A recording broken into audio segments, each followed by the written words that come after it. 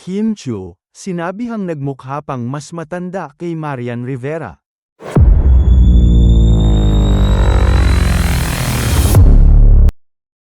Kumakalat ngayon sa social media ang mainit na usapan tungkol sa paghahambing sa ganda ng dalawang sikat na kapamilya at kapuso actresses, sina Marian Rivera at Kim Chu. Maraming netizens ang may kani-kanyang opinyon, at tila nahahati ang kanilang mga pananaw pagdating sa kung sino sa dalawa ang mas kaakit-akit o mas mukhang bata. May ilang netizens na nagbigay ng mapangahas na komento at ikinumpara ang hitsura ng dalawang aktres. Isa sa mga nag-viral na komento ang nagsabing mas mukhang mas bata pa raw si Marian Rivera kaysa kay Kim Chu. Ayon sa isang netizen, mas mukhang matanda pa si Kim kaysa kay Marian. Ang pahayag na ito ay agad namang umani ng matinding reaksyon, lalo na mula sa mga loyal fans ni Kim Chu. Hindi rin nagpahuli ang mga taga-suporta ng Chanite Princess. Ipinagtanggol nila si Kim at sinabing hindi patas ang ganitong uri ng paghahambing. Isa pa nga sa mga komento ay nagsabi, si Kim lang ang may tunay na ganda, panlabas at panloob. Si Marian, sobrang plastic. Isa pang netizen ang nagbigay ng mas matinding opinyon at sinabi, mukhang tita na si Marian, samantalang si Kim parang high school pa rin. Magpa-check up nga kayo sa mata. Sa kabila ng mga batuhan ng opinyon, may ilan ding mas mahinahong naglahad ng kanilang pananaw. May netizen na nagsabi, hindi dapat sila ikumpara. Hindi ako fan ng kahit sino sa kanila pero iba ang ganda ni Marian kaysa kay Kim. Pareho silang maganda pero magkaibang klase.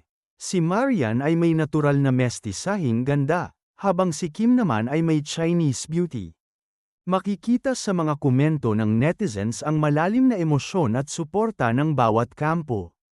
Hindi may kakaila na parehong may malaking fanbase sina Marian at Kim, kaya't anumang uri ng paghahambing ay siguradong magkakaroon ng diskusyon.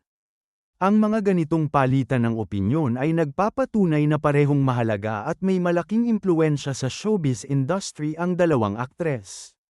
Sa isang banda, natural lamang sa mga tagahanga na ipagtanggol ang kanilang iniidolo, lalo na kung sa tingin nila ay hindi patas ang mga komento.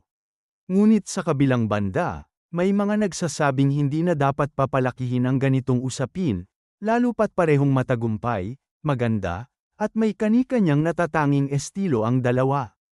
Ang usaping ito ay nagbubukas ng mas malawak na diskusyon tungkol sa beauty standards sa showbiz, at kung paanong ang mga celebrity ay madalas ikinukumpara sa isa't isa, batay lamang sa panlabas na anyo. Sa halip na ipitin sa ganitong mga usapan, mas nararapat sigurong kilalanin ang mga ambag ng bawat isa sa industriya. At bigyang halaga hindi lang ang ganda kundi pati ang talento, disiplina, at kabutihan ng kanilang kalooban. Sa huli, ang kagandahan ay subjective, nakadepende ito sa panlasa at pananaw ng bawat isa. Maaaring para sa iba ay si Marian ang epitome ng classic Filipina beauty, habang para sa ilan naman ay si Kim ang simbolo ng youthful charm. Anuman ang opinyon ng publiko, ang mahalaga ay patuloy na nagbibigay inspirasyon ang dalawang aktres sa kanilang mga tagahanga sa pamamagitan ng kanilang mga proyekto at magandang halimbawa.